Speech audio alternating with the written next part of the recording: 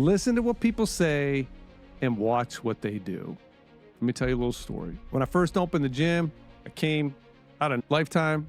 I had been there for 11 years.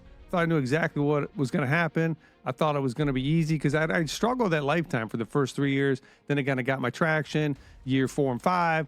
And then I really excelled like 5 to year 11. Things just went great. I had finally figured out how to kind of run my calendar and go talk to people and train effectively. There was so many things that needed to be learned, and I got all that stuff. I figured out how to do some different marketing. I figured out how to put programs together. I had a ton of success after the first 3 or 4 or 5 years. The second half of my career there was incredibly successful.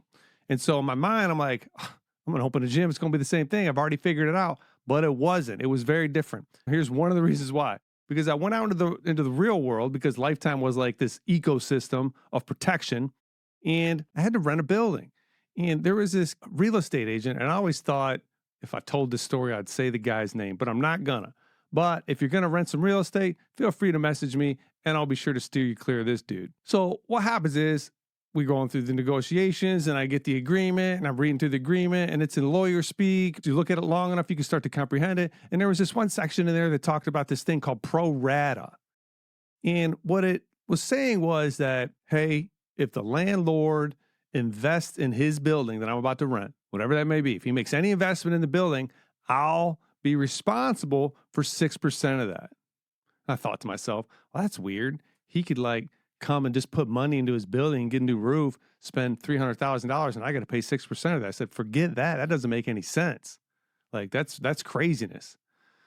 So I go to my real estate agent and I say, hey, so-and-so, this looks like it says if the landlord invests money into his building, I'm going to have to pay 6% of that. I said, is that what that says? He goes, yeah, Dennis, that's what that says. But he's not going to do that because, he wants to take care of you. He wants you to re-sign. It's just common and customary. It's going to be in all lease agreements, but he's not going to do that. Oh, you know what? Thanks, so-and-so. Appreciate you explaining that to me. Let's go ahead with this lease. And lo and behold, month 3, 4, or 5, or whatever the heck it was, I get a bill for X amount of dollars. And the long and the short is, over the 5-year lease, it cost me $33,000. And I learned very quickly that people will lie to you.